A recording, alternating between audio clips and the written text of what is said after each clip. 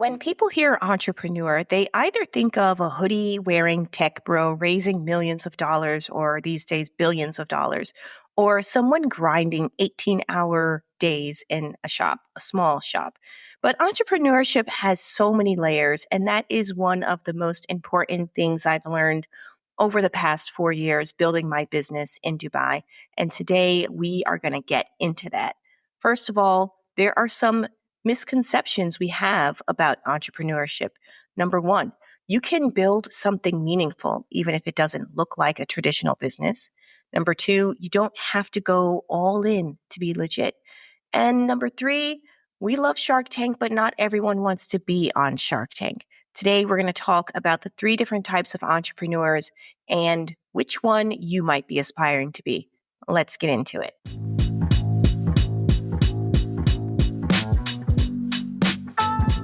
Welcome back to Revenue Without Borders. I'm your host, Jamelia Greer, serial expat, entrepreneur, author, mom of four, and lover of this messy, beautiful global life we are building. Today, I want to talk about something that's been on my mind lately because I've been having a lot of conversations with people who say things like, I want to start something, but I'm not a real entrepreneur.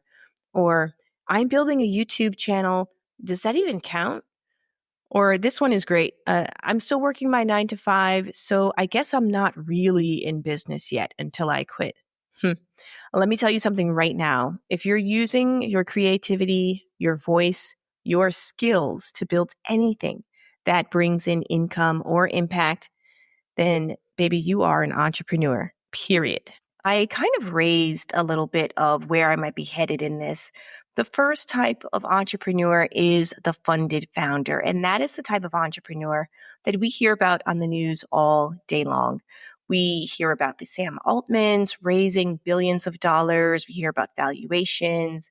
We hear about Series A, B, C, all the way up to whatever letter.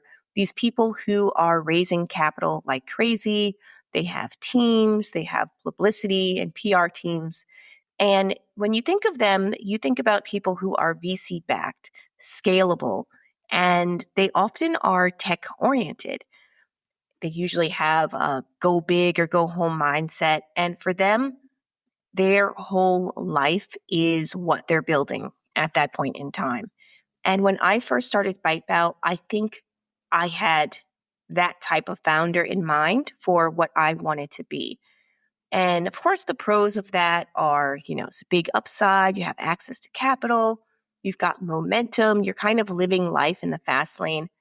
But there are a lot of cons. There's a lot of pressure to perform. You have a lot of money at stake. And investors will demand a lot from you. And there are sometimes really long timelines to seeing a profit. So, are you that type of entrepreneur? How do you know if that's where you want to go? Well, if you listen to that description and you thought, wow, Jamelia, that actually sounds great. I'd love to be that type of entrepreneur. I'd love to, wear hoodies with my company logo on it and have interviews on MSNBC and do all this cool stuff. Then good for you. And that is okay. But the point I'm trying to make today is that not everyone has to be the same type of entrepreneur because there are so many different kinds. The second type of entrepreneur that I see a lot of, and probably due to social media and, here in Dubai, seeing what people are doing, it's this hustling small business owner. These people, they open a shop, they run a service, they sell products, either online or in person. They're often bootstrapped and they wear many hats. And even though I was aspiring to be like the type 1 entrepreneur, I think at some point I turned into the type 2. I turned into the consultant slash, the person that's doing everything to run their business with some help from virtual assistants and others at some times. But these people are really like your everyday people. They're salon owners, they're cafe founders, etc. And there are some benefits to it. There's a lot of independence. You can build your own community. and the income is short. There's a shorter timeline to when you're going to see the profit and the income.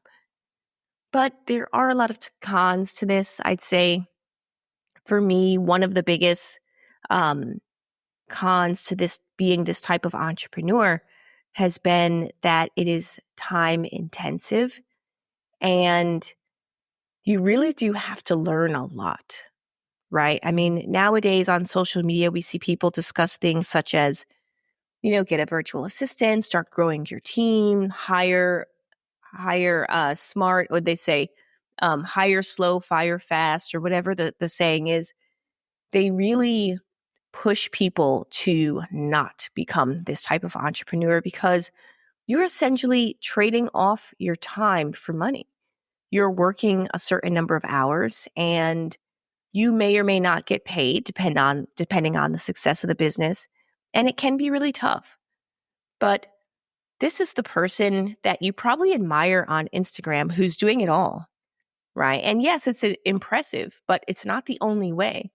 And I would also say that if you have a family, if you have kids that you're raising or other things going on in your life, similar to the first type of entrepreneur, this is a very difficult type of entrepreneur. The third type of entrepreneur, I like to call it's like the creative entrepreneur. And these are your YouTubers, your podcasters, your newsletter builders. I guess you're probably deciding where I'm heading with this. I'm now in this bucket. These people build an audience first, and the goal is to monetize through a brand, through intellectual property, digital products, or partnerships, basically whatever way the revenue comes in. Often it's a solo venture and it starts as a passion project. I remember when I started this podcast and I just knew, because we started out as barely legal in Web3.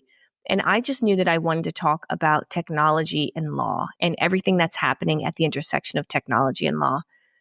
And I did like 10, 20 episodes. I did virtual, I did in person, I did in the studio. I did all of these different types of episodes. And then I finally realized like, this is too limiting for me. I want to expand the topic of what I'm talking about. And it's funny when you're building a personal brand, you really have to look at yourself. Like, who are you? What do people know me for? And what do I want to be known for? Because those are two very different things. And for me, definitely people knew me for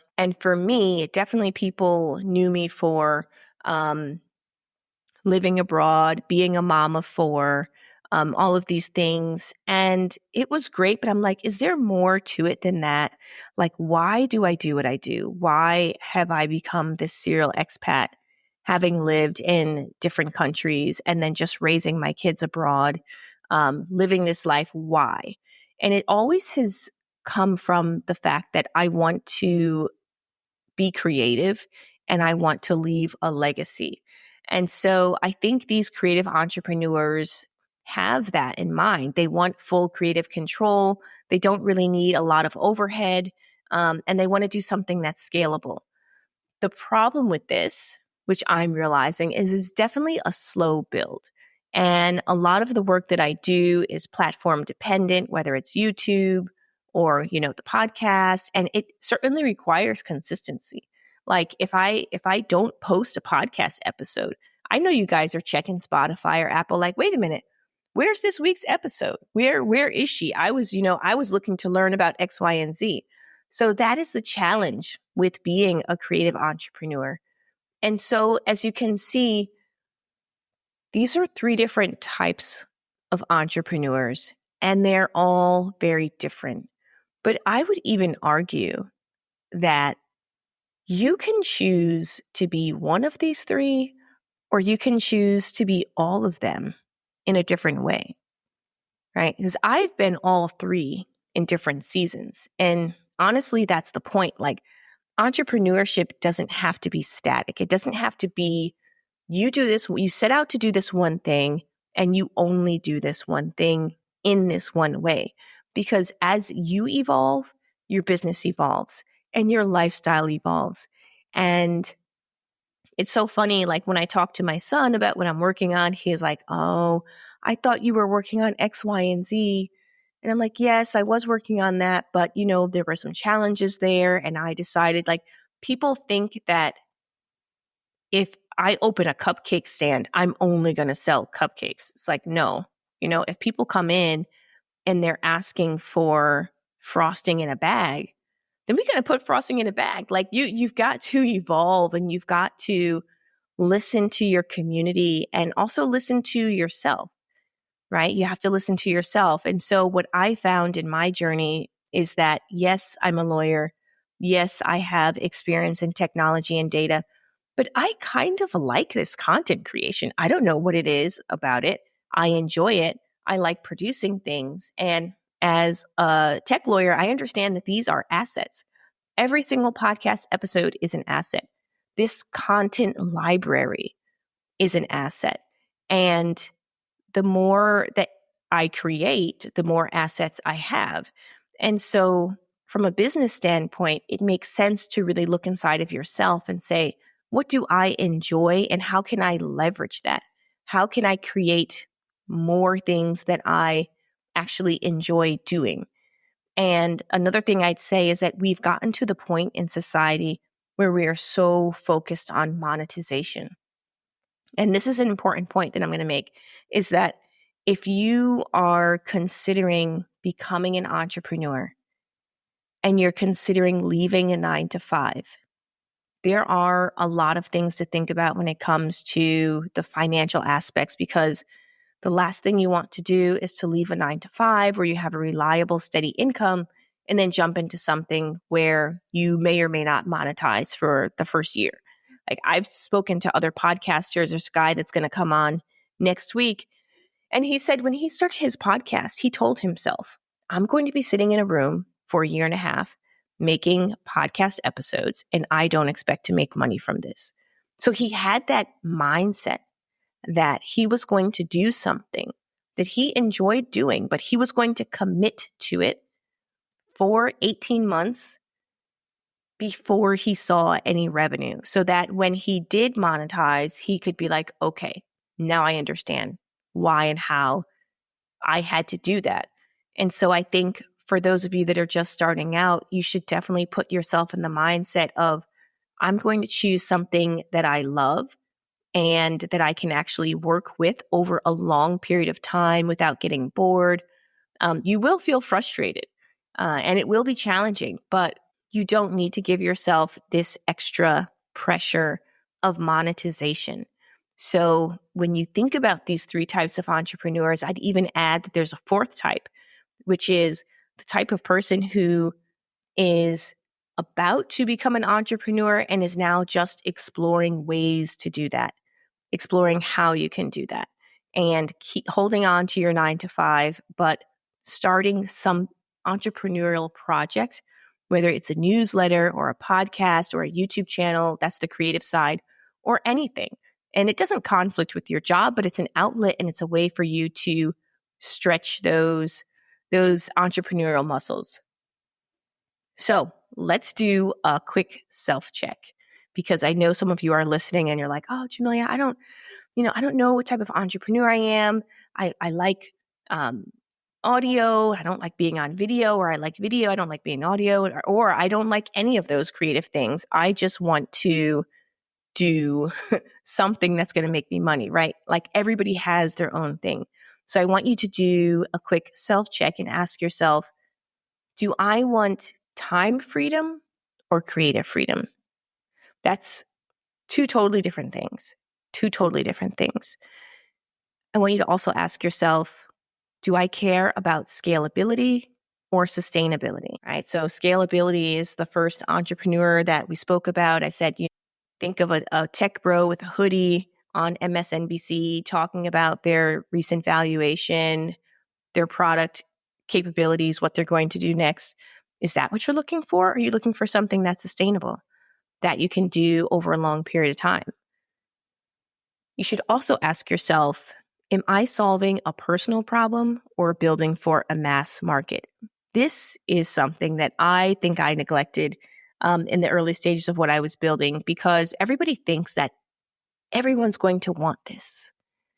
That is not true. Most times you build a product or you create something and it's only for a certain subset of people, which is why it's called a niche. What is your niche?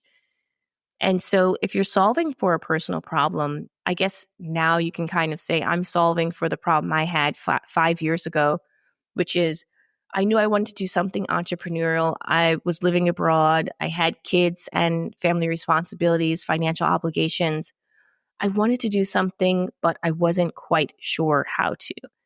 And if I had this podcast at the time, I would have listened. I would have said, well, maybe I can be my own kind of entrepreneur. I don't need to be a tech bro. Uh, I don't need to go for funding. I don't need to work 18-hour days and stress myself out. I would have had that kind of guidance and I would have built things a little bit differently. But I didn't have that. So I went through this whole long process, lots of failures, lots of mistakes, and I landed here. The last question I would say is ask yourself, do I want to work alone or do I want to build a team? This is a question I think a lot of people have been pressured into feeling like they need to build a team. You need to have somebody answering your emails or doing this or doing that. You actually don't. I think in the age of AI, we are going to see a lot more entrepreneurs being solopreneurs, one person, $1 million businesses or multi-million-dollar businesses where you don't need to hire people as much if you have the right understanding of AI. So think about that. I mean, why would you hire a team if you don't need a team? Why would you take on that additional overhead if you don't need to? So wherever you land, you got to own it. Now, you don't need to be everything right away. And if you're keeping your 9 to 5, it's okay because you are still a real entrepreneur. You don't have to, once again, you do not have to be a tech bro on MSNBC to be an entrepreneur. You do not have to be a cafe owner working 18-hour days to be an entrepreneur. Entrepreneurship is not a one-size-fits-all title. It's actually a muscle and it's a mindset. It's a mode of creating value. And that is the main thing that I've learned over these past 4 years is that whatever way you're using this entrepreneurial muscle, even if it's through a podcast on nights and weekends, or it's your YouTube channel, whatever it is, that counts. And that is important. And the more you focus in on the creative side and the fulfillment and the joy that you're getting from whatever you're doing, the closer you get to your authentic self and to who you really are. So that is my word for today. And I hope you guys enjoyed it. I hope you've been enjoying the insights that our guests have been bringing. We'll have another guest on next week. But this week was just a chance for you to really pause and think about this journey as we really move and dig into revenue without borders. What does it mean? We're not talking just about geographical borders from country to country. We're talking about eliminating mindset borders. And so the next time you hear the word entrepreneur or founder, you should pause and you should really think, what does that mean for me when I hear that? And what image comes up in my mind? And is that an image that I actually want for myself? These are all really difficult questions, but I hope that this episode has pushed you in the right direction and just to free yourself of any limiting belief about what you have to do or what you should do or what success looks like. None of that applies anymore. You make your own rules as you go. So I invite each one of you, if you're listening right now, you can DM me on Instagram or you can find me on LinkedIn and let me know what type of entrepreneur you feel that you are.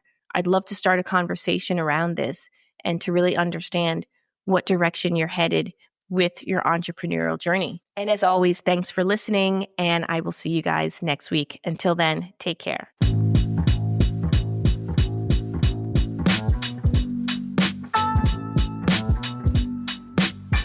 Hey guys, thank you so much for tuning in and listening to today's episode.